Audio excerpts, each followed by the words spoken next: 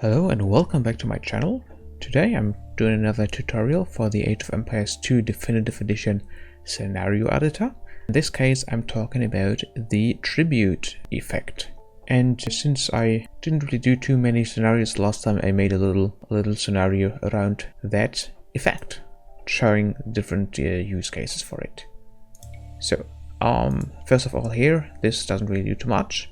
It allows the player 1 to train trade cards in trade workshops. It modifies the attributes so they only cost 120 gold. And I increased the work rate of the trade workshop because normally it's just atrocious. The next trigger here works on a timer, so every 30 seconds it creates 2 pikemen for player 3, which is your ally, and 3 men-at-arms for player 2, which is your opponent, and there's an attack move trigger effect, of course. Now, trigger number 3, the condition is accumulate attribute. So actually all of those values you can select within the tribute list is also available in the tribute effect. So in this case, it is gold storage, so how many gold does that player have? It's 30 or more. And if that's the case and 3 seconds have passed, then 30 gold gets sent via the tribute effect from player 3 to Gaia, so they disappear basically. And in return, a longsword money gets spawned here and gets tasked over there, because every time you spawn a unit, you want to move that unit somewhere else so the spawn doesn't get blocked. Okay, then every 60 seconds, player 3 just uses all of these units over here and attack moves into red space over there. Now, every 3 seconds in the tribute card trigger, you know, the one I created in trade cards stats earlier. If there is a trade card by player 2 in this area between the flags, it gets teleported over here. So it doesn't really matter where you teleport it, it's just important that player 1 cannot reach that area otherwise. Because over here I will remove all the trade cards. I use the teleport and remove combination of effects here because I want to avoid removing multiple trade cards at once. Otherwise, if there's one trade card here, it would teleport, it would get removed, and if there's 5, it would still get removed. So through the teleport effect, you can make sure only one of the cards gets removed. And then there's a tribute from Gaia to player 3, 120 gold. Now this is not the only thing you can actually do with tribute, as I will show you in the next trigger. So as soon as player 3 accumulates to attribute killed P2 5. So what this means is player 3 killed 5 units, 5 or more units of player 2's under player 2's control.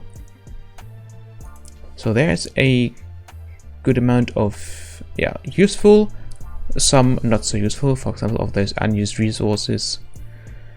Percentage of map explored is something you will not really use often, and like meat storage, dairy storage, fish storage, so really abstract features which maybe have been used in the beta.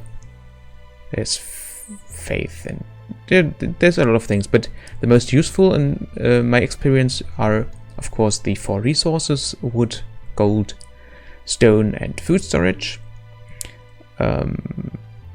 As well as raisings, the killed by per player breakdown, the raisings per player, and the amount of units you lost to certain players.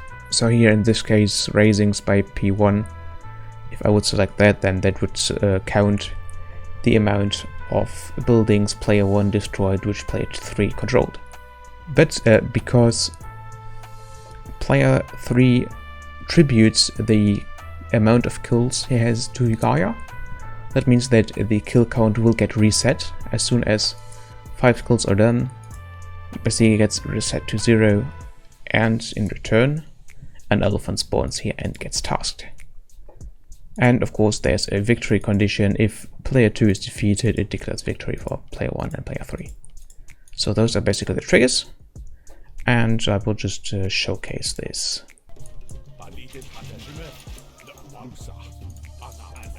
So here's the attacks from player 2 coming in. I can't really push against that with my crossbows because there's more troops back there and I have no way to train new military units. But as you see here, the attacks made by my ally are, well, equally successless. So what we need to do is get a few trade cards and send some resources over to my ally, so my ally can do a little bit more on the military side here. There we go, got 3 of them. See, they get teleported one by one away from me and then removed. And now a teammate is able to train more longswordsmen. And of course with those, it's way more successful in attacking here, killing other units, which in return gives me access to wall offense.